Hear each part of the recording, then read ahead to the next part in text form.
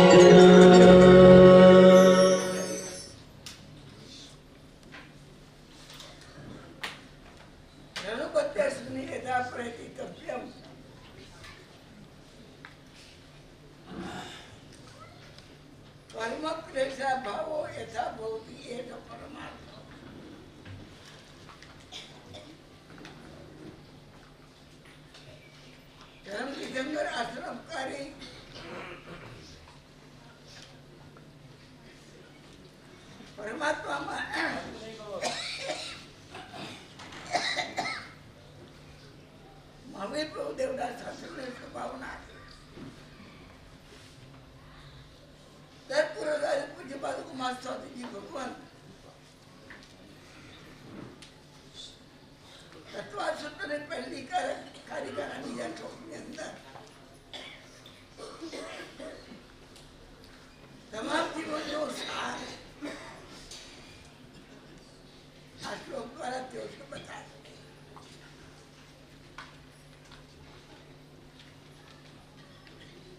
મોક્ષામાં તો કેટલા દિવસ થયા તમને?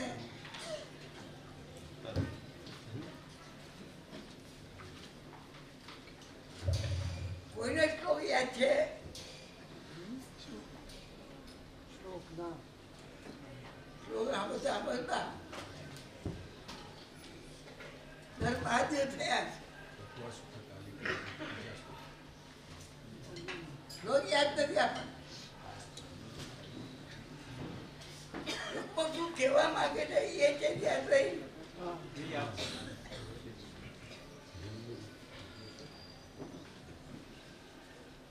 ઉમાશ્રી ભગવાન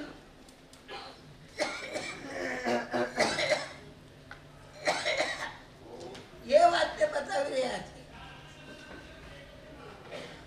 જન્મની કર્મ ક્લેશ.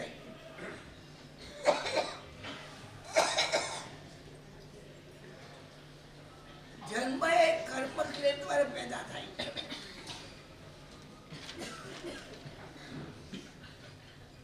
કર્મનો ક્લેશ નથી હોતો તો જન્મ નથી હોતો. તો જેને જન્મ ના જોતો હોય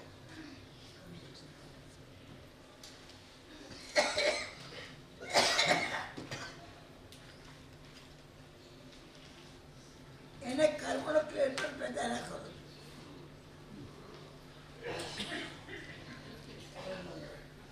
કર્મનો ક્લેશ પ્રતિક્ષણ આપણે પેદા કરતા રહીએ. રોજ સાંભળતા રહી જન્મની કર્મ ક્લેશ નહીં. એનું બધા સુની કે આપણે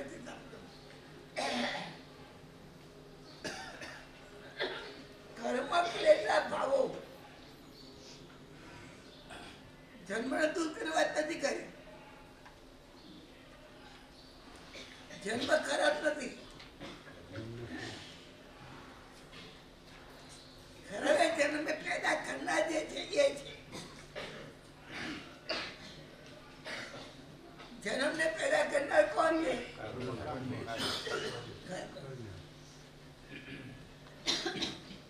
તો કર્મના ક્લેશનો અભાવ થઈ જાય એ પરમાર્થ છે.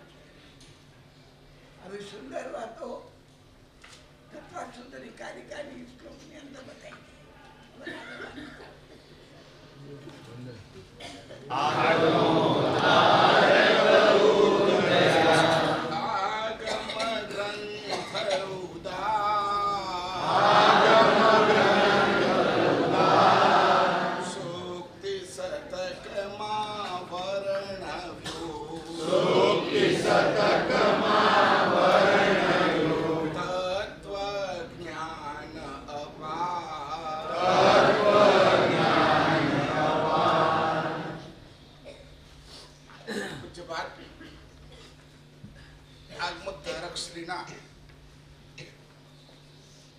આગમ ઉપર થયેલા મંથન એમને આગમોદ્ધારક ઉપનિષદ નામના ગ્રંથની અંદર 240 ગ્રંથોની અંદર એ નવનીત મૂક્યું. અને એમાંથી આપણે આપણી યોગ્યતા પ્રમાણે આપણને અનુકૂળ લાગે, આપણા ભાવોને ક્યાંક ઊંચે લઈ જાય એવી પંક્તિઓના માધ્યમે સ્વાધ્યાય કરી રહ્યા છીએ. આખર સમ્યક જ્ઞાન એ સમ્યક ચારિત્રનું કારણ બનવું જ જોઈએ. જો સમ્યક જ્ઞાન સમ્યક ચારિત્રનું કારણ ન બને તો સમ્યક જ્ઞાન વધુ ટકી શકતું નથી. ટ્રાન્સફર થવું જ પડે. જે વિચાર આચારમાં ટ્રાન્સફર નથી થતો એ વિચારનું આયુષ્ય બહુ ઓછું છે. એટલા જ માટે આપણા શાસ્ત્રોની અંદર અતિક્રમ, વ્યતિક્રમ, અતિચાર ત્યાં સુધી મનનો ઉપક્રમ છે, વિચારનો ઉપક્રમ છે. અને ત્યાં સુધી તમારું પચખાંડ તૂટતું નથી. પરંતુ જ્યાં અનાચાર આવ્યો એટલે કે આચાર ભળ્યો એટલે પછી એ પચખાંડ તૂટી શકે છે. વિચારોનું વજૂદ છે ટ્રાન્સફર ન થાય ત્યાં સુધી એ વિચારો પાંગળા છે. ગમે તેવા વિચારો હોય છતાં પણ એનું સંશોધન કરી શકાય છે. અને એટલા માટે અમે અમારા આવેલા વિચારોને આચારમાં લેતા પહેલા બહુ સ્પષ્ટતાથી હે જ્ઞેય અને ઉપાદેયનો વિચાર કરી લેવો જોઈએ. અમારી પંક્તિઓના માધ્યમે ગઈકાલે આપણે વિચાર્યું સિદ્ધ પરમાત્મા, મોક્ષનું સુખ, સરસ શબ્દો હતા. સ્વસ્થ, ગુરુ સ્વસ્થ, અમોહ, જીત, અભય, અચલ, અબાધાર. આ મોક્ષનું સ્વરૂપ છે. મોનીય કર્મ જ્યારે નાશ પામે, જ્ઞાનાવરણીય કર્મ જ્યારે નાશ પામે, સર્વ કર્મો નાશ પામે, ત્યારે અમારી અંદર ઉપલબ્ધ થતી આ અવસ્થા છે. અમે સ્વસ્થ હોઈએ, ન ઘટે ન વધે. પ્રત્યેક ક્ષણે અમે ઘટી રહ્યા છીએ, પ્રત્યેક ક્ષણે અમે વધી રહ્યા છીએ. અમારું આયુષ્ય ઘટી રહ્યું છે, અમારું વૃદ્ધત્વ વધી રહ્યું છે. અમે સ્વસ્થ નથી, પોતાની અંદર સ્થિર નથી, બદલાઈએ છીએ. જેમ હવામાન બદલાય, જેમ દ્રવ્ય ક્ષેત્ર કાળ ભાવ બદલાય, તેમ અમે લોકો બદલાતા રહ્યા છીએ. તલેટીએ જઈને શાંતિથી બેસીને અમારે આ શબ્દો પર બહુ ચિંતન કરવું જોઈએ. તલેટી સિદ્ધોનું અવસ્થાન છે. તલેટી સિદ્ધાચલ મહાતીર્થ અને એની પણ તલેટી અહીંયા આદિનાથ દાદા કરતા પણ વધુ મહત્તા તલેટીની છે.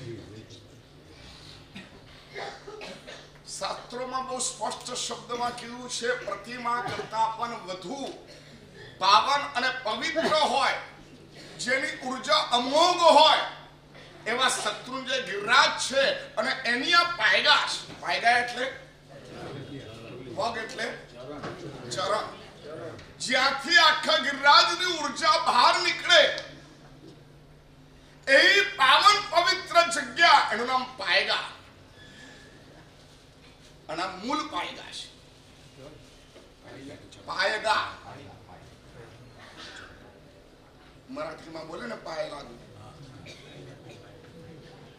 તો પાયગા એટલે પગલા.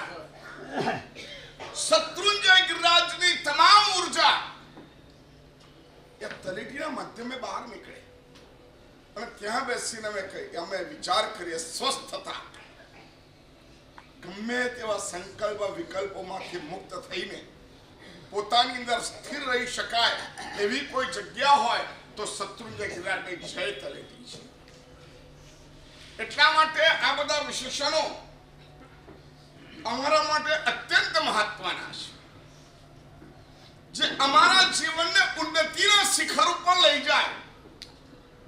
અમારા દુઃખનું કારણ આ છે કે સાલું કયા વિચારો હોય ને દ્રવ્ય અસર કરી જાય, કાળ અસર કરી જાય, ભાવ અસર કરી જાય, ક્ષેત્ર અસર કરી જાય. દેરાસરમાં બેઠા હોઈએ, નોકરવાળી કરીએ, અને ક્યાંક કશુંક સોંગ ચાલુ થઈ ગયા, અમારા વિચારો નિમિત્તોની અસર અમને થાય છે ને. નિમિત્તોની અસર થવી એ અસ્વસ્થતા છે. નિમિત્તોની અસર ન થવી એ સ્વસ્થતા છે.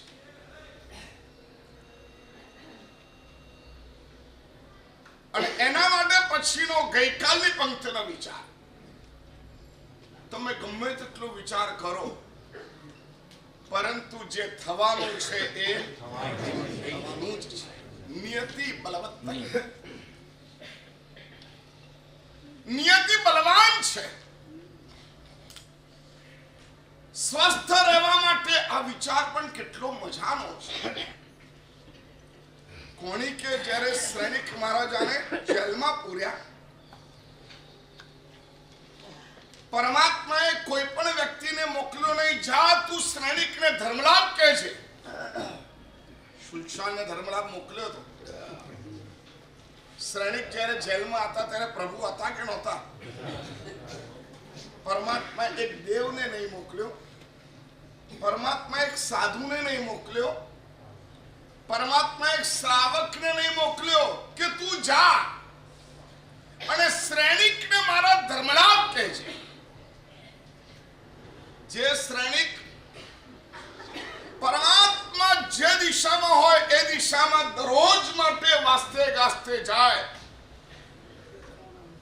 અને સુવર્ણના અક્ષર દ્વારા સ્વસ્તિક રચીને પ્રભુને વધાવે, આવું કરનારો માણસ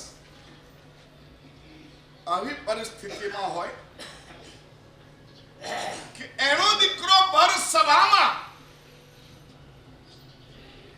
એને કેદ કરે, જેલમાં નાખે અને દરરોજ એને બોલાવીને મીઠાના પાણીથી પાયેલા 100 હંટર મારે અને વળી પાછો જેલમાં મોકલી દે અને એને એવી ખાટી છાશ આપે કે જેના માધ્યમે સતત એને પડ્યા કરે 24 કલાક એને વેદનાનો અનુભવ થાય. ખ્યાલ આવે છે? શું લાગે છે આપણે કેટલા સુખી છીએ? બોલો ભાઈ. છતાં પણ આપણે આપણી જાતને સુખી માનીએ છીએ?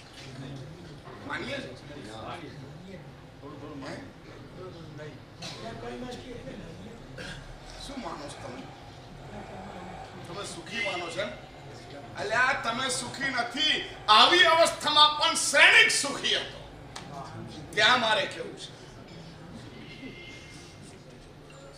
આવી અવસ્થામાં પણ શ્રેણિક સુખી હતો, સ્વસ્થ હતો. એટલા માટે પ્રભુએ એને ધર્મલાભ પણ કહેવાની જરૂર ન પડી. એ સદાય સ્વસ્થ છે, એને ડિસ્ટર્બ કરવાની જરૂર નહીં. ક્યારે એની ચિત્તની સ્થિતિ ક્યારે બગડી નથી. જ્યારે તમારી સાધના સમાધિ સુધી પહોંચી જાય ને એટલે તમે સક્સેસ છો. તમારું એક બેસનું, તમારું માસક્ષમણ, તમારી અઠ્ઠાઈ, તમારો અઠ્ઠમ સમાધિને દેનારો બની જાય એટલે સમજી લેવાનું અમે સક્સેસ. તમારા વિચારો તમને સ્વસ્થ બનાવવાનો સહાયક બનતા હોય. સ્વસ્થનો અર્થ શું? જે બી કન્ડિશન આવે એક્સેપ્ટ. નિયતિમાં મેં નહીં બદલી શકું. જે બી પરિસ્થિતિ આવે ઠીક છે, સ્વીકારી લઈશ. કબહી ક કાજી, કબહી ક પાજી, કબહી ક હુઆ અબ ભ્રાજી, કબહી ક જગ મેં કીર્તિ ગાજી. આનંદજી મહારાજ છે ભાઈ. સાધનાની અવસ્થાએ પહોંચેલા અને એ અવસ્થાએ પહોંચવાની પ્રત્યેક પરિસ્થિતિમાં આગળ વધેલા અને એમને એક શબ્દ મૂક્યો, અવધુ સદા મગન મેં રહેના. તું તારામાં સ્વસ્થ રહે, એનું નામ મગન. તું તારામાં સ્વસ્થ રહે. જગત જીવ હે કર્માધીના, અચરીજ કછુઅન દીના. આશ્ચર્ય ન થાય. આવું કરે નો આશ્ચર્ય. કેટલે મજાને આટલી પંક્તિમાં કેટલો સાર આવી ગયો. અવધુ સદા મગન में रहना, જગત જીવ હે કર્માધીના. આ જગતના જીવો પોતપોતાના કર્મ પ્રમાણે જ ચાલનારા છે. એમાં આશ્ચર્ય પામવા જેવું નથી. કોને કયા કર્મનો ઉદય આવે? કોઈને વેદનીય કર્મનો ઉદય આવે છે, કોઈને જ્ઞાનાવરની કર્મનો ઉદય આવે તો આપણને દયા આવે છે, કોઈને મોહનીય કર્મનો ઉદય આવે ત્યારે આપણને ધિક્કાર આવે છે. સમજવા જેવું છે, બહુ સમજવા જેવું છે. તમારી સાથે રહેલો માણસને વેદનીય કર્મનો ઉદય આવે ત્યારે આપણને શું થાય? દયા. કર્મનો ઉદય આવ્યો, કેવો ઉદય આવ્યો છે, કેવી વેદના છે, કેવું થઈ રહ્યું છે, દયા આવે, હેલ્પ કરવાની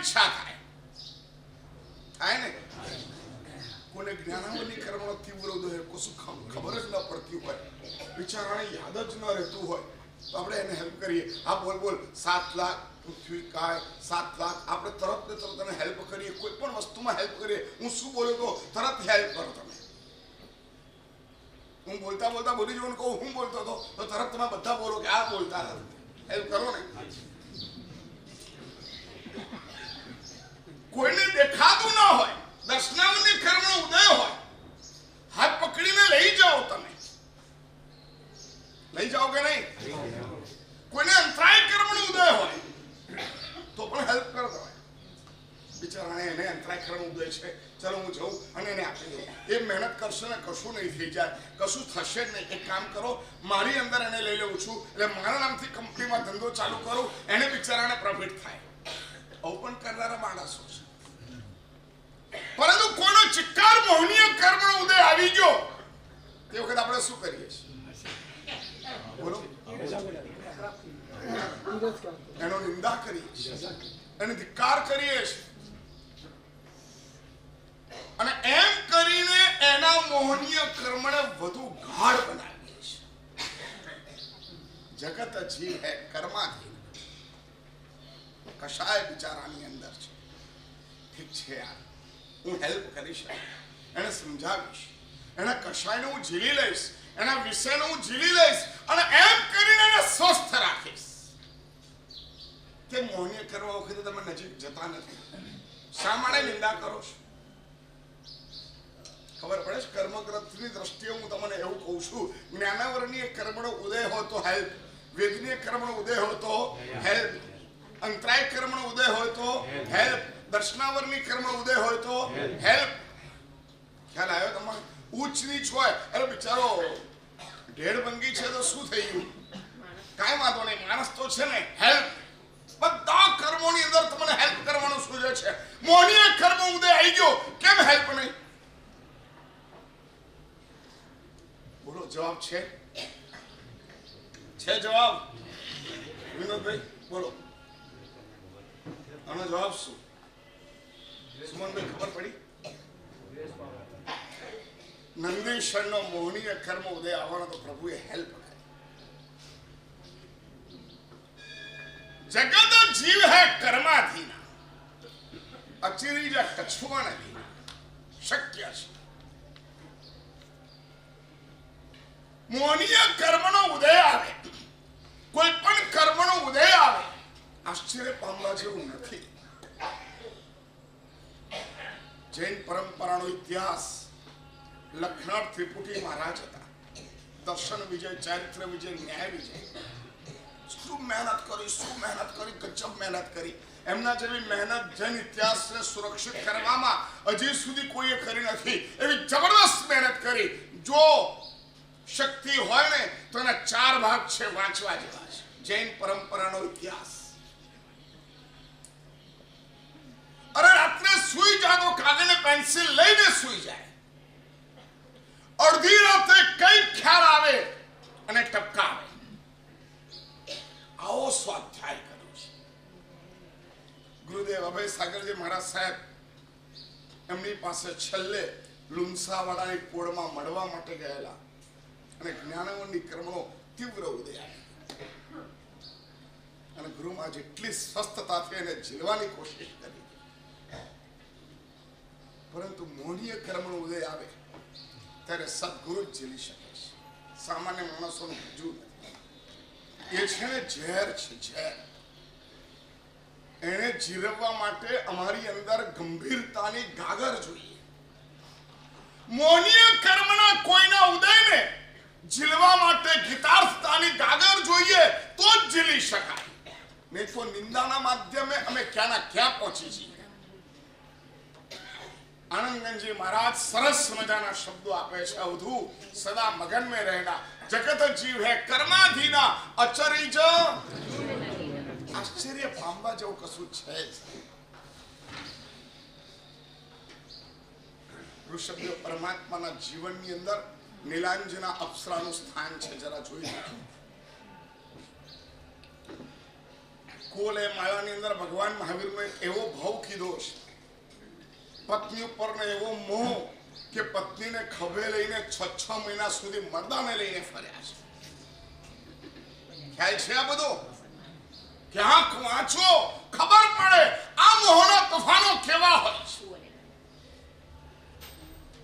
મોહ મહામદ છાકથી હું છક્યો હું નહીં શુદ્ધિ લગા. જેમના પરમાત્માનું સ્તવન ગાવા જેવું છે.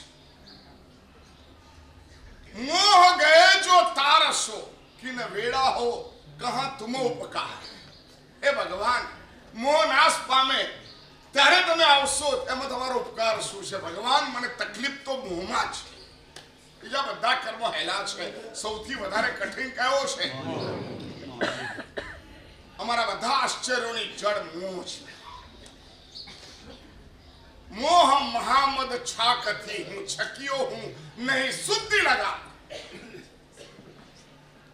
પરમાત્મા એ વખતે મને એવા ગીતાર્થ ગુરુની ગાગર આપજો જે મારા મોહને ઠેકાણે પાડી શકે, મારા મોહને સમજી શકે, મારા મોહના ઉપર સાંત્વનાના આશીર્વાદ આપી શકે. ભગવાન આ જ જોઈએ છે. અને એના માટે સિદ્ધ પરમાત્મા સ્વસ્થ હતા. આનંદજી મહારાજ એના માટે કહી રહ્યા છે, ન નિયતિ. તમારા વિચારોથી નિયતિમાં કોઈ ફેરફાર થવાનો નથી. તમે કોઈની નિંદા કરો એટલે એનામાં ફેરફાર થઈ જાય. બોલો તો, તમે કોઈની નિંદા કરો એટલે એનામાં ફેરફાર થઈ જાય? તમારામાં ફેરફાર થાય? બોલો જલ્દી, શું થાય? તમને પાપ કરવાનું મન ન થાય? બોલો જલ્દી. હું તમને એવું કહું, આ પિક્ચર નહીં જોવાનું, બહુ ખરાબ છે. આ પિક્ચર નહીં જોવાનું, બહુ ખરાબ છે. આ પિક્ચર નહીં જોવાનું, ખરાબ છે. આ પિક્ચર નહીં જોવાનું, ખરાબ છે. હું 500 વાર બોલી દઉં એટલે ઘેર જઈને તમારો શું વિચાર આવે? શું વાત કરો છો? ખ્યાલ આવે છે? એટલે ઘેરે જઈને એવું થાય, સબ આ પિક્ચર ખરાબ કહેતા હતા, ખરાબ કહેતા હતા, ખરાબ કહેતા. શું છે આ પિક્ચરમાં? જોઈએ તો ખરાબ, શું ખરાબ છે? અયા ભાઈ, નિંદા કરવાથી, નેગેટિવિટીથી એનામાં ફેરફાર થાય કે ના થાય? આપણામાં ચોક્કસ ફેરફાર થાય છે. આપણી દ્રષ્ટિ નેગેટિવ બને છે. દુર્ગુણની નજીક થોડાક જઈએ છે, નેગેટિવિટીની નજીક થોડા જઈએ છે નિંદા કરવાથી. એટલા માટે પ્રભુ કહી રહ્યા છે, સ્વસ્થ રહેવું હોય, જગત જીવ હે કર્માધીના, અચરી જ તું તારું સંભાળી લે. કઈ વાત છે? તું તારું સંભાળી લે. બસ સમાધિનો રસ્તો આ છે. તું તારું સંભાળી લે. આ દુનિયામાં તું ગમે તેટલું કરીશ, સૌના કર્મના ઉદય પ્રમાણે, ક્ષમ પ્રમાણે, એના ઉપાદાન પ્રમાણે જ એ ક્રિયા કરવાની છે. ખ્યાલ આવે છે?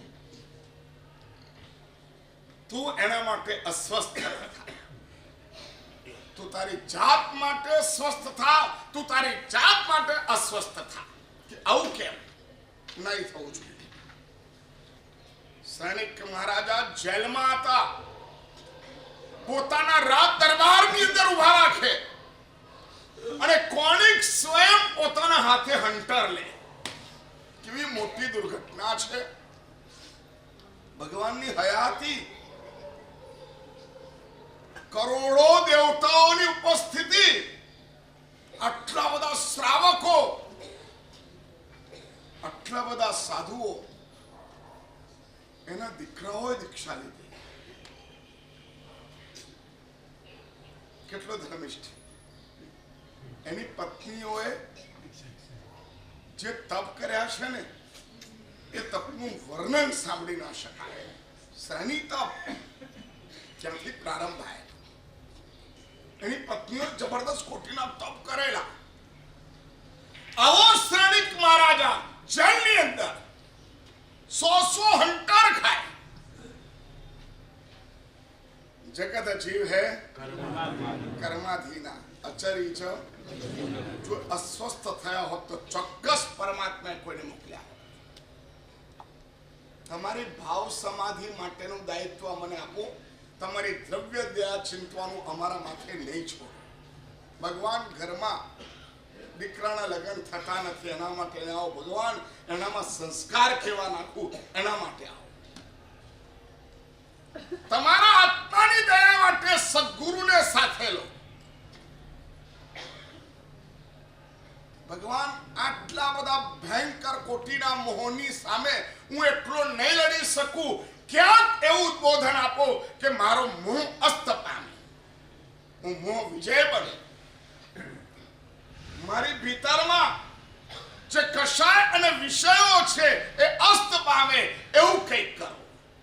આ ભાવના ઉત્પન્ન કરવા અને એના માટે નિયતિનો સ્વીકાર કરવાનો. બીજાના દોષ જ્યારે દેખાય, દુઃખ જ્યારે ઘણું મોટું થાય તે વખતે વિચાર એક જ કરવાનો, આ નિયતિમાં હું ફેરફાર નહીં કરીશ. સાહેબ, જે સામનો કરવાનો કે નહીં નિયતિનો? શેનો સામનો? ત્યાં સુધી કરવાનો, પુરુષાર્થ કરવાનો. આ કરવાનો ત્યાં સુધી કરવાનો. સ્વીકારી લઈએ તો પુરુષાર્થ કેવી રીતે કરીએ? આ કરું છું ને, કહું તો છું. સામનો કરવાનો, પરંતુ સામનો કર્યા પછી રિઝલ્ટ ન મળે તો આર્તધ્યાન નહીં કરવાનું. ખ્યાલ આવ્યો? મેં આટલી બધી મહેનત કરી, મેં આટલા માટે આટલો બધો પ્રયાસ કર્યો, પરંતુ ત્યાં ગાડી કોઈ રાજકારણ ખેલે ગયું, ત્યાં વિચાર ના આવવો જોઈએ. મારી નિયતિ આટલી જ હતી. એવું થાય? એટલે અમારો પુરુષાર્થ છે ને ડાઘવાળો છે, કાનાવાળો છે, છિદ્રવાળો છે. અમારા પુરુષાર્થમાં અહંકાર વિસ્તૃત છે. અમારા પુરુષાર્થમાં સોલિડતા નથી. અમે પ્રયાસ કરીએ અને પ્રયાસ કરતા અમને રિઝલ્ટ ન મળ્યું તો પહેલાની જેમ કહી નાખીએ દ્રાક્ષ ખાટી છે. શું કરીએ? દ્રાક્ષ ખાટી છે, મારો પુરુષાર્થ ઓછો પડ્યો એવું આપણે નથી બોલી શકતા. બોલીએ છીએ પણ દીક્ષા લેવાની ભાવના હતી. મેં બહુ ટ્રાય કર્યો, પણ પછી આ બધું જે સાધુઓનું અંદરનું જોઈએ ને, પછી ભાવ તૂટી ગયા, તબલા તૂટી ગયા. તારા પછી 25 જણે લીધી. અસલ ભાષા તબલા તૂટી ગયા. અમે પડી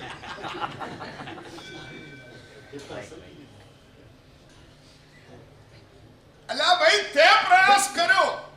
મેં દીક્ષા લેવા માટે બહુ મહેનત કરી. હું 6 મહિના રહ્યો વિહારમાં. મેં આમ કર્યું, મેં તેમ કર્યું. વિનોદભાઈ,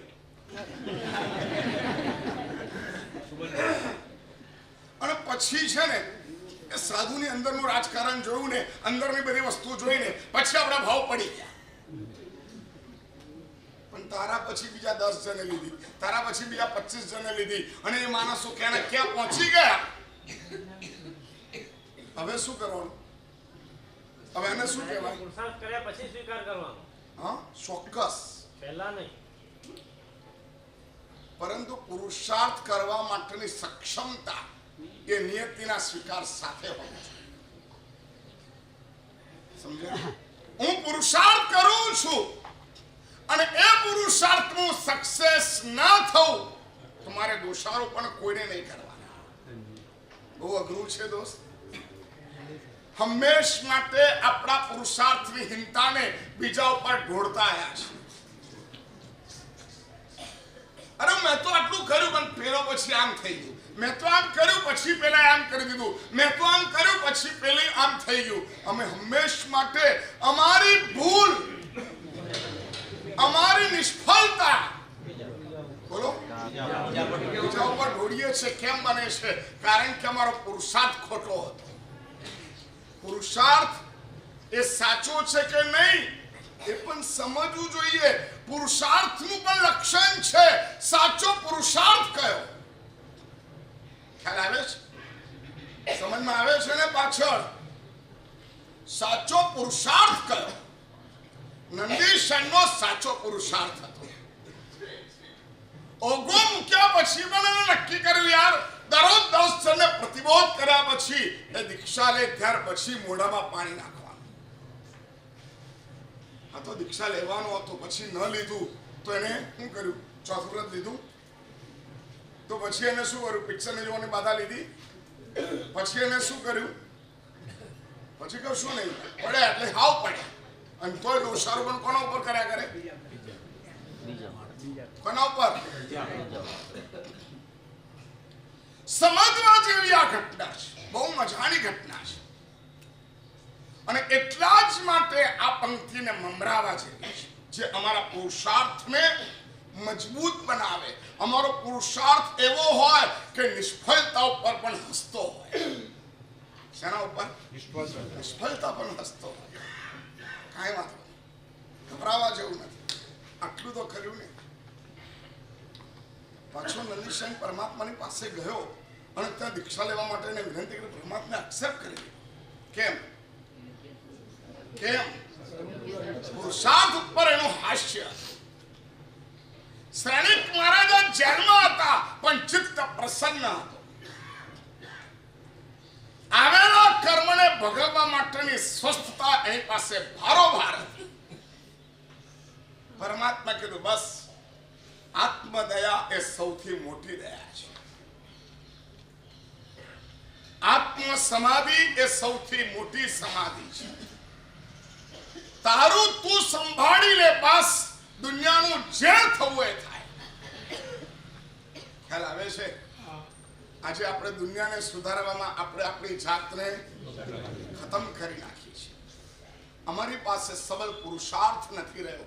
અમારી પાસે સબળ નિયતિનો સ્વીકાર નથી રહ્યો. અમારી પાસે ક્યાં નિંદા ભાવ, ક્યાં ધિક્કાર ભાવ, ક્યાં અપરાધ ભાવ છે. પરમાત્મા નાખે છે એવું નહીં. તમે સ્વસ્થતાથી ઉભા થાઓ, નિયતિનો સ્વીકાર કર્યો અને ત્યાર પછી આજની પંક્તિ વિનય મુદ્રા.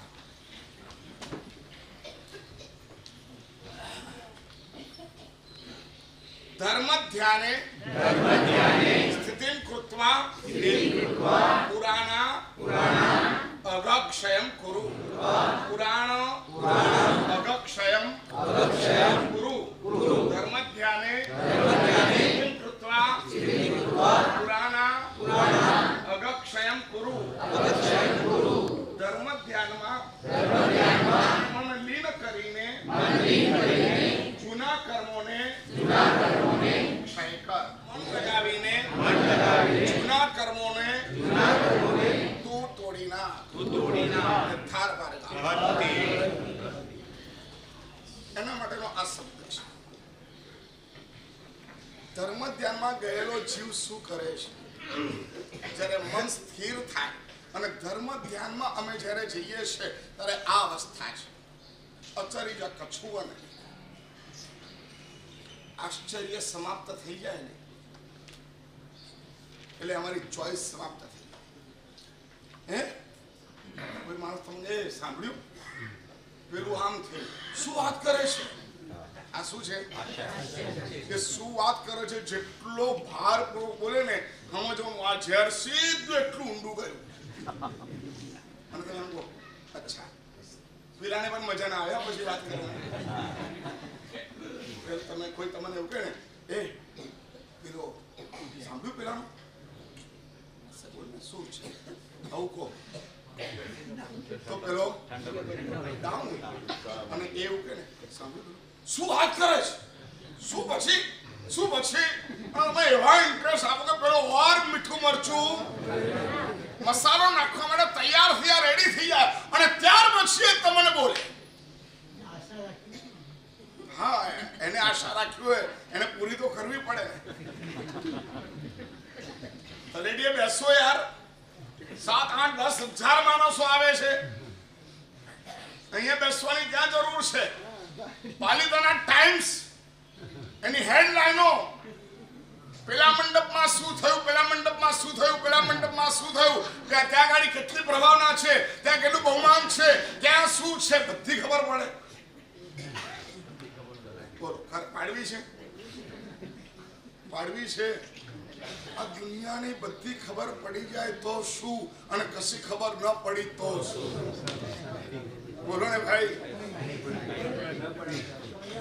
બધાના મંડપમાં, બધાના વ્યાખ્યાનોમાં અને બધાની આરાધનામાં શું ચાલી રહ્યું છે બધી ખબર પડે તો શું, અને કોઈ ખબર ન પડે તમને ખાલી તમારી ખબર પડે તો શું? બોલો તો. સંકુચન કેટલું કઠિન લાગે છે ને અઘરું લાગે છે. ફેલાવો છીછરો, ફેલાવો પણ કેવો છીછરો. એ છીછરા ફેલાવામાં અમારી નાવ ચાલી ન શકે. તમે ભીતર જાઓ, અગાધ સમુદ્ર છે. સકલ કર્મનો ક્ષય કરીને કેવું જ્ઞાન મેળવવાની તાકાત આપણી પાસે છે. ત્યાં નથી જતા, અગાધમાં નથી જતા. છીછરાની અંદર છબછબિયા કરીએ છીએ. પેલું આમ, પેલું આમ, પેલું આમ, પેલું આમ, પેલું આમ, પેલું આમ. ધર્મ ધ્યાન ત્યાં શક્ય નથી. ધર્મ ધ્યાનની વાત કરીશ. ધર્મ ધ્યાનમાં જેનું ચિત્ત પરવાયેલું છે, ધર્મ ધ્યાનમાં જે સમર્પિત બનેલો છે, એ માણસ સૌથી પહેલા એક કામ કરે છે, જૂના કર્મોનો ક્ષય કરે છે. આ બહુ અઘરી વાત છે. નવા કર્મો નહીં બાંધવા એના કરતા પણ જૂના કર્મોનો ક્ષય કરવો બહુ મહત્વની ઘટના છે. આજે નિમનાથ દાદાનું કયું કલ્યાણ છે? જૂના કર્મોનો એમને આજે ભૂક્કો બોલાય. આજનો દિવસ હતો, જાણ લઈને નીકળેલા, ઠાઠમાઠથી નીકળેલા જૂના કર્મ હતા. અને એ કર્મને લઈને નીકળ્યા છેક પહોંચી ગયા. સામે મહેલ દેખાય સમુદ્ર વિજયનો, ઝરૂખા દેખાય છે, અને ઝરૂખામાં ઉભેલા રાજુ દેખાય છે. સ્વાગતની તૈયારીઓ છે. અને ત્યાં પશુઓનો પોકાર સાંભળ્યો. આ બધું નિમિત્ત બને છે. આ બધું નિમિત્ત બને છે. ધર્મ ધ્યાનમાં લીન થયેલા માણસો નિમિત્તની અસરમાંથી મુક્ત થાય છે અને નિમિત્તને સારપમાં લઈ જાય છે. બે નિમિત્ત હતા. એક બાજુ રાજુ ઊભી છે, બીજી બાજુ પશુઓ છે. કયું નિમિત્ત અસર કરે? બોલો.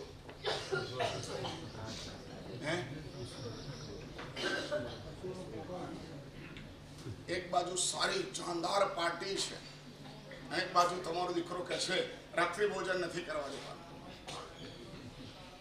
કોણ જીતે? બોલો, કોણ જીતે? તમારા ગુરુમાં કીધું દીકરાના લગ્ન કરાવી રહ્યા છો, રાત્રિ ભોજન નહીં કરાવતા, રાત્રે કોઈ પણ કાર્યક્રમ નહીં ગોઠવતા. અને સામે વાળો કે ના તો હમ કરશું, અમે ગાર્ડનમાં કરશું, અમે લોનમાં કરશું, અમે ફટાકડા ફોડશું. શું દેખાય? બોલો ને તમને.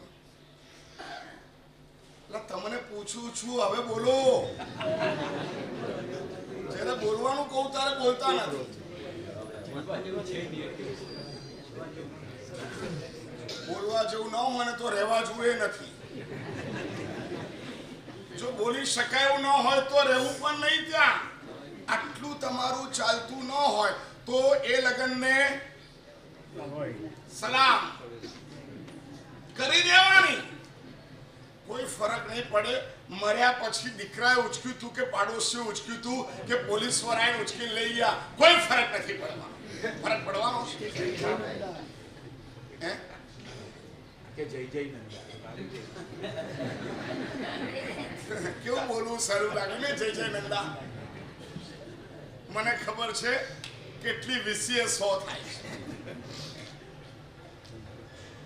જય જય નંદા હેલું નથી દોસ્ત. એમાંય તમારા જેવા માટી પગા માણસ. શું કહું છું? બોલો. હા બોલો. હા ને શું? આ તો દર વર્ષની સ્ટાઇલ છે યાર તમારી. એક શોખ પૂરો કરો છો, બાકી શું નડેશ? ચલ ઉભો થઈને હમણાં બોલ કે મારે દીક્ષા લેવી છે. હું નડે જોઈ લઉં. ચાલ ભાઈ છે અહીં હું નજર કરે છે, વિનોદભાઈ હું બતાવે છે. એના ભાઈએ દીક્ષા લીધી, તમારા ભાઈએ દીક્ષા લીધી છે, આચાર્ય થઈ ગયા, 100 ઓડી પૂરી કરી, અનુભવ થઈ ગયા. કોણ નડે? જો ચાલો આજે એકવાર ઉભો થઈ ગયો. એક વાર હકીકત તમને પૂછું દોસ્ત, ધર્મ ધ્યાન અમારું શુદ્ધ નથી, કારણ કે મન ધર્મમાં પરોવાયું નથી, ધર્મની ક્રિયામાં પરોવાયું છે, ધર્મના ધ્યાનમાં નથી પરોવાયું. સામાયિકની ક્રિયા સાથે અમે પરોવાયા છે, પણ સામાયિકના સુવિશુદ્ધ વિચારોમાં અમે હજી નથી પરોવાયા. ખ્યાલ આવ્યો? ધર્મની ક્રિયામાં હજી અમારું મન પરોવાયું છે. મારે 20 લોગસ્ત્રો કૌશક કરવાનો છે, મારે આટલા સખ્યા કરવાના છે, મારે આટલા ફળ ચડાવવાના છે, મારે આટલા નૈવેદ્ય ચડાવવાના છે, ત્યાં હજી મન પરોવાયું છે. પરંતુ નૈવેદ્ય ચડાવતા અનહારી પદ માટે જે અમારે ભાવ ભાવવાનો, એ ભાવ અમારી પાસે નથી. સામાયિક લેતાને પાડતા અમારામાં જે ભાવ આવવાનો એ નથી આવતો. ધર્મ ધ્યાન એમાં જો અમારું મન લીન હોય તો પુરાણા પાપોનો પણ અમે ક્ષય કરી શકીએ છીએ. એટલી સુંદર અવસ્થા છે. શ્રેણીક મહારાજા ધર્મ ધ્યાનમાં જૂના કર્મો ખલાસ થતા હતા, નવા કર્મો બંધાતા નહોતા, અને આ પરમાત્માએ ધ્યાન રાખ્યું હતું સ્વસ્થ છે, કોઈ જરૂરત નથી. હવે કેવી મજાની વાત છે. સગો દીકરો રાજ દરબારમાં 100 હંટરો મારે, બધાની વચ્ચે બધા જુએ જાણે, બધા ઓળખીતા. અને તે વખતે શ્રેણીક મહારાજા ધર્મ ધ્યાનમાં લીન હોય, મહારાજ બાંધેલા કર્મ હું ભોગવી રહ્યો છું, આમાં કોઈનો દોષ નથી. આ વિચારના શું છે યાર? હાડકામાંથી વીર વીર ધ્વનિ જ્યારે નીકળે ને, એની પાછળનું બેકગ્રાઉન્ડ આ છે. ખાલી નોકરવાળી ગણી લેવાથી વીર વીર ના આવે. 7 ધાતુની અંદર પ્રભુ રસ રેડાય, 7 ધાતુમાં પરમાત્મા પ્રીતિ રેડાય, પરમાત્મા ભક્તિ રેડાય, પરમાત્માના વચનો રેડાય, સપ્ત ધાતુ પરમાત્મા મય બને. તુજો શું રંગ લાગ્યો રે, રંગ લાગ્યો સાતે ધાત. શીતલના પરમાત્માનું સ્તવન એટલી સુંદર મજાની વાત કરી. તુજો શું રંગ લાગ્યો રે, રંગ લાગ્યો સાતે ધાત.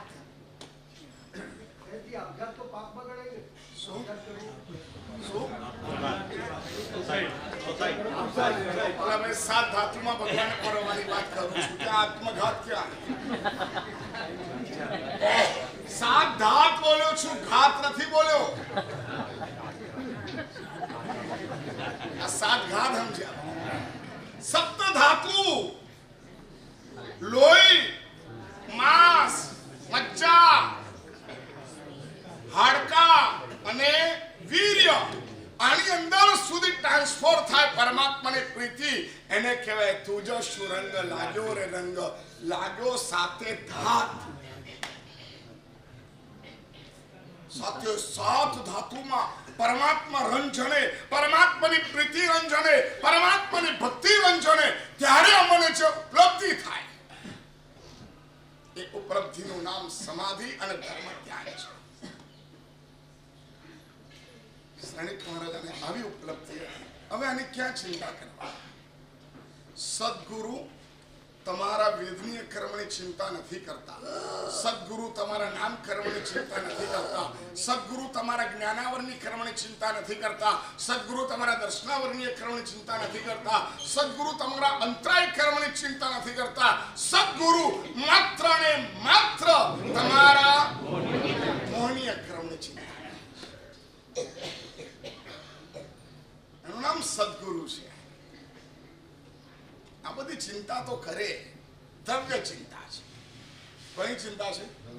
દ્રવ્ય ચિંતા છે. ભાવ ચિંતાનો અર્થ મોહનીય કર્મ ઉપર ચિંતા કરે. આ માણસનું મોહનીય કર્મ કેવી રીતના ઉઠેલું? આવું જ્યારે કોઈ સદગુરુ વિચારે ને તો સમજી લેવાનું, હવે પ્રણામ કરી લેવાના, સમર્પણ કરી લેવાનું. બહુ જોજ મળે યાર. તમારી ભીતરમાં ઘૂસીને આપણા રોગનું નિદાન કરે અને એ રોગને ખતમ કરવા માટે આપણને પ્રેરણા આપે, એ બહુ બહુ મોટું કામ છે, નાના સુનાનું કામ નથી. તકલીફમાં તો પડોશીએ પૂછે કેમ છે, તાવ આવ્યો તો ઉતરી ગયો. સદગુરુ એમ પૂછે તાવ આવ્યો ને, વેદનીય કર્મ ઉદય આવ્યો, અસ્વસ્થ નહીં થવાનું, ઠીક છે, કર્મ આવ્યા છે, ભોગવી લેવાના. ખ્યાલ આવે છે? ધર્મ ધ્યાન શું છે? ધર્મની ક્રિયા એ ધર્મ ધ્યાન નથી. ધર્મના ઉપકરણોની ચિંતા એ ધર્મ ધ્યાન નથી. એ ઠીક છે, કારણમાં કાર્યનો ઉપચાર છે, પણ ધર્મ ધ્યાન એટલે પરમાત્મા તમારા સપ્ત ધાતુની અંદર ઓગળી જાય. નેમના પરમાત્મા દીક્ષા લેવા માટે ગયા, નિમિત્તોને અસર ન થઈ, રાજીમતી હારી ગઈ, પશુઓ જીતી ગયા અને અંદરનું ઉપાદાન ઉટકડી ઉઠ્યું અને પુરાતન કર્મો બધા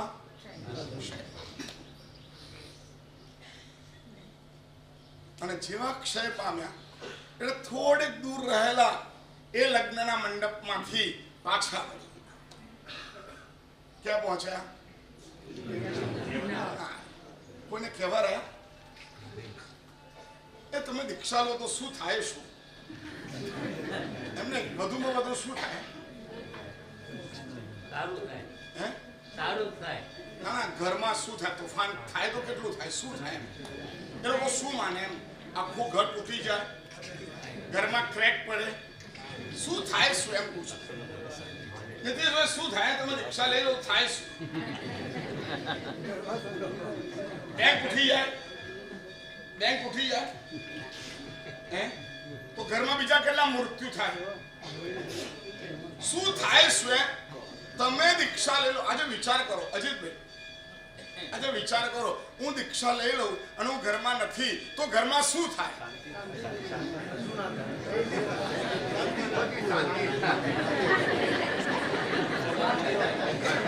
પ્રવીણભાઈ તમને કહું છું, શું થાય? શું થાય એમ પૂછું છું. ચલો આંગળી ઊંચી કરો, એને પૂછી લો. એમને તમે નીકળી જાઓ, ઘરમાં ન હો, તમે નીકળી ગયા તો હવે ઘરમાં શું થાય? બોલો.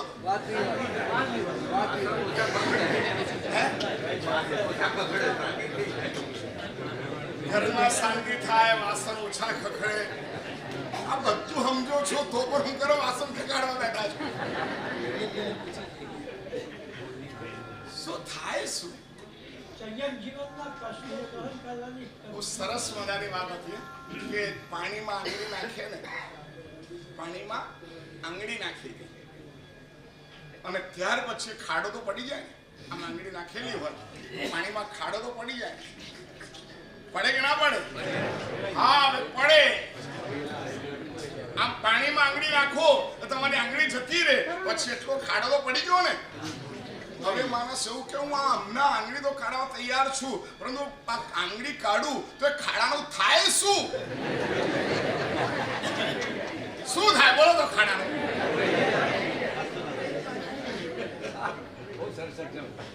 આટલું બધું સરસ સમજો છો. માળવાની તાકાત જોઈએ ને હવે. હે માળવાની દીક્ષા. ચલો કેટલી છૂટ જોઈએ છે એમને? એટલે પાડવાની તાકાતમાં શું જોઈએ? શું શરીર ચલાવવા કે મન ચલાવવા દીક્ષા ચલાવવું પડે કે નહીં પગ? અરે શરીરને મન ચલાવવા દીક્ષા લેવાનું છે, મન સમર્પિત કરવા દીક્ષા લેવાની છે, મન સમર્પિત કરવા માટે દીક્ષા લેવાની છે, કાયાને ચલાવવા માટે દીક્ષા લેવાની નથી. સાહેબ ઉદયમાં હોય તો રિક્ષા હોય બધાને.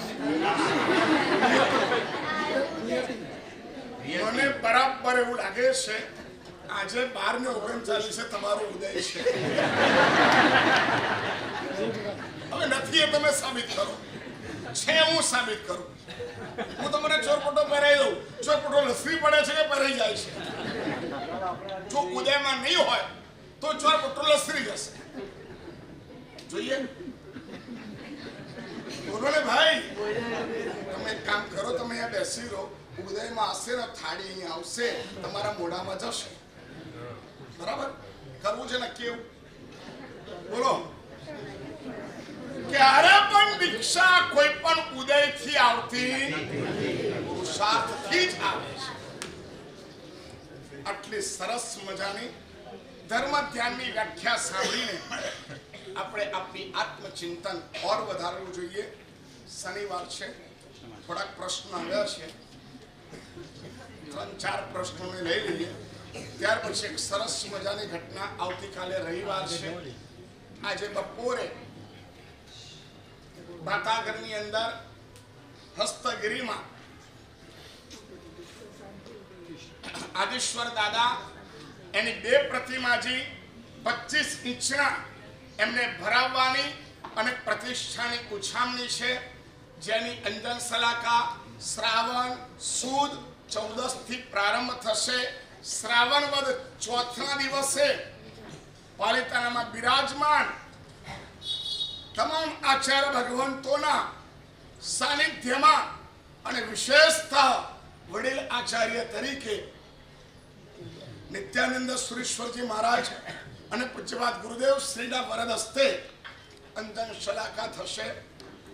મૌન 11ના દિવસે હસ્તગીરીમાં પ્રતિષ્ઠા થશે. જે ભરાવાનો લાભ લેશે એનું નામ પરમાત્માની નીચે 72 અક્ષરમાં આવશે અને એમાં પોતાના ઉપકારી ગુરુ ભગવંત એનું નામ પણ મૂકી શકાશે. જયદીપભાઈ, ચૈત્યવંદનની ક્રિયામાં ડાબો પગ ઉભો રખાય છે અને બંદુકતામાં જમણો પગ ઉભો રખાય છે. તેનું કારણ શું?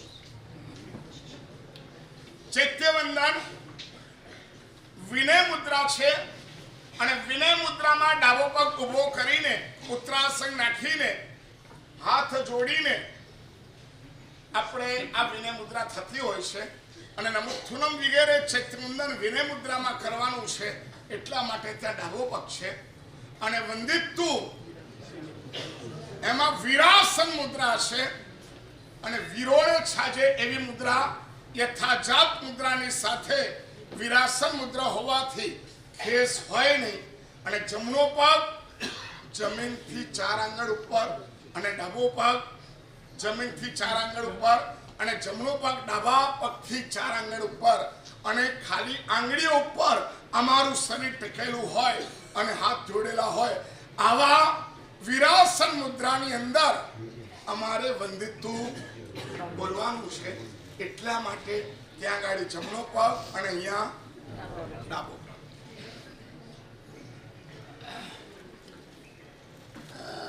તલેટી ઉપર જે પગલા છે તેની પૂજા કર્યા પછી ગિરિરાજના પગથિયા ઉપરથી ઉતરાય કે નહીં? શું બોલો છો? ન ઉતરાય. એના માટે તલેટી ઉપરના દેરીના પૂજા કરીને પાછળથી આમ પાછું વળી જવું, પરંતુ આમ પગથિયા ઉતરવા એ યોગ્ય અને હિતાવહ નથી. 14 પૂર્વી સંકિતી જ હોય. કેટલા પૂર્વ ભણ્યા પછી સંકિત આવે? 9.5 પૂર્વ સુધી મિથ્યાત્વ પણ હોઈ શકે, પણ 9.5 પૂર્વથી આગળ જાય એટલે નિશ્ચિત એમને સમ્યક દર્શન હોય. એનો મતલબ એ થયો 9.5 પૂર્વ સુધી અભવિનો આત્મા મિથ્યાત્વી આત્મા પણ ભણી શકે, પણ એનાથી આગળ ભણવા માટે એમને સંકિત જોઈએ છે. સંતિકરમ સૂત્ર 14ના પ્રતિક્રમણ કેમ બોલવાનું અને કેટલાક ના પાડે છે તો એનું કારણ શું? શું પછીથી સંધિકરમ પ્રક્ષેપ થયો છે? બરાબર સમજાવો છો.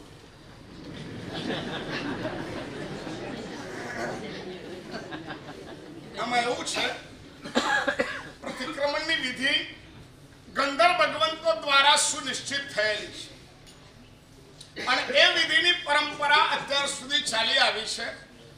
પરંતુ જ્યારે શ્રી સંઘને જરૂરત પડી ત્યારે સકલ શ્રી સંઘે યુગ પ્રધાન જેવા વરિષ્ઠ આચાર્ય ભગવંતોએ ભેગા મળીને શ્રી સંઘની શાંતિ યોગક્ષેમ અને દ્રવ્ય ક્ષત્ર કાળ ભાવની વ્યવસ્થા પ્રમાણે એના બંધારણમાં ફેરફાર થતો આવ્યો છે. અને એ ફેરફારમાં મુનિચંદ્ર સૂર્ય મહારાજ જે સહસ્ત્ર અવધાની હતા 650 વર્ષ થયા અને એ વખતે જેટલા આચાર્યો હતા એના મૂર્ધન્ય આચાર્ય ભગવંત હતા. શ્રી સંઘની અંદર ઉપદ્રવ થયેલો તે વખતે એમને સંતિકર્મની રચના કરી અને શ્રી સંઘની શાંતિ થાય એના માટે કેટલોક સમય એ સ્તોત્ર બોલ્યા અને ત્યાર પછી સંઘની વિનંતીથી અને સર્વ સૂર્ય ભગવંતોની સંમતિથી પક્ષી પ્રતિક્રમણ પછી, ચોમાસી પ્રતિક્રમણ પછી અને સંવત્સરી પ્રતિક્રમણ પછી 7 વાર, 5 વાર, 3 વાર કે 1 વાર સંતિકરમ બોલવું એવું સુનિશ્ચિત થયું. આ એમને પોતે સ્વપગ્ન લખેલી ટીકામાં પણ એમને એનો ઉલ્લેખ કર્યો. એ પ્રત રાધનપુરના જ્ઞાન ભંડારમાં આજે પણ ઉપલબ્ધ છે. એ સ્વપગ્ન વૃત્તિ સારાભાઈ અંબાલાલે નવ સ્મરણ નામનું પુસ્તક બહાર પાડ્યું છે. વિસ્તારથી નવ સ્મરણની વ્યાખ્યા લખી છે. એમાં પણ એ ટીકા છાપી છે. એટલે 650 વર્ષથી સંતિકરમ પક્ષી પ્રતિક્રમણ પછી અને તમામ ગચ્છોમાં બોલાય છે, તમામ સમુદાયમાં બોલાય છે. આ બધું આજે પણ જે ના પાડે છે 2 તિથિ પક્ષ ગણાય છે એમાં પણ શાંતિચંદ્ર સૂર્યમાનો સમુદાય એટલે કે યોગ તિલક સૂર્ય મહારાજ વગેરે એ લોકો આજે પણ 2 તિથિમાં હોવા છતાં સંતિકરમ બોલે છે. ખાલી અત્યારે એક જ રામચંદ્ર સુરેશ્વરજી મહારાજ સાહેબનો એકમાત્ર સમુદાય એ સંતિકરમ બોલતો નથી. બાકી બધા જ સમુદાયો સંતિકરમ બોલે છે. 2 તિથિમાં રહેલા સમુદાયો પણ બોલે છે. જેમ કે બાપજી મહારાજના વિભૂત પ્રભુ સૂર્ય મહારાજ એમાં હતા, પરંતુ એ સંતિકરમ બોલતા હતા. એ એવું સ્પષ્ટ કહેતા હતા ચોમાસામાં સિદ્ધાચલની યાત્રા ન થાય. સુમિત્ર વિજય મહારાજ બાપજી મહારાજના થઈ ગયા, એમને પુસ્તકો બહાર પાડ્યા છે.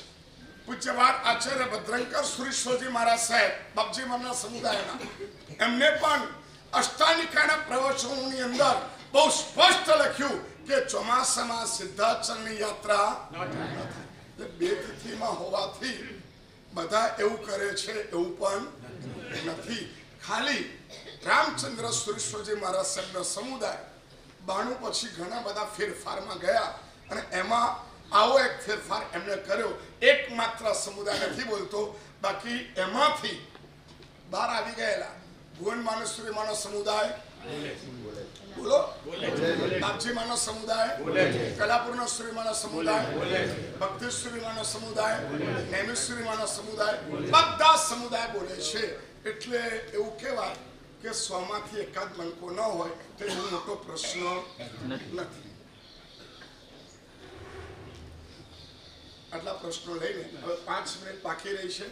એમાં આગમ મંદિર આવતીકાલે જે 18 અભિષેક થવાના એમાં એક ચૌમુખજી એનો એક ભગવાન દીઠ 1000 રૂપિયા, એટલે ચૌમુખજીના 4 ભગવાન એના 18 અભિષેક કરવાનો લાભ માત્ર 4000 રૂપિયાના નકરાથી આપવામાં આવશે. તો જેને પણ જે દેરીનો લાભ લેવાનો હોય નંબર વાઇઝ બોલી દઈએ અને એ પ્રમાણે દેરી પર 18 અભિષેક આવતીકાલે કરવાના રહેશે અને એના માધ્યમે આગમ મંદિરને શુદ્ધ અને પવિત્ર જાળવણી કરવા માટેનું આપણને સૌભાગ્ય મળ્યું છે. તો 44 નામ અને મૂળ 4 પરમાત્માની ઉછમણી દ્વારા આદેશ આપવામાં આવશે. તો પહેલા નકરા લખી દઈએ. બોલો જીન સાસન